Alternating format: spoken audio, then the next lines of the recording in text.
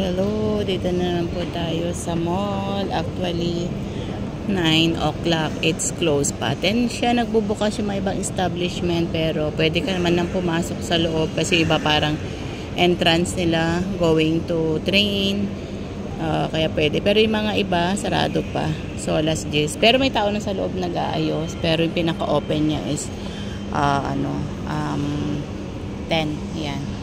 So, nandyan tayo ngayon. Yan. O, sarado pa even yung Carrefour, no? Yan. Ganda, diba? So, yan. Little bit pasya-pasyal. Maghintay tayo kasi mamaya pang 9:20 yung sundo. So, mga 9:15 siguro baba na. So, meron pa akong 15 minutes, no?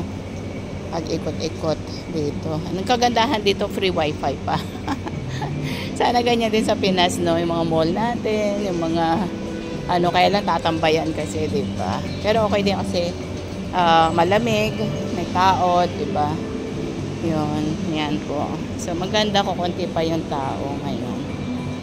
So, yan. Muli-muli, shalom po. And ingat-ingat. Especially yung mga OFW na off ngayon.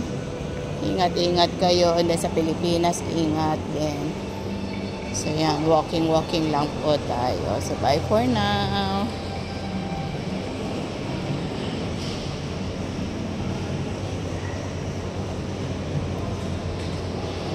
Waiting sila sa loob ng Carrefour. Yung grocery. Yan, open na. Bubukas na. So, marami nang namimili. Waiting. Mga early bird sila. Mamalengke.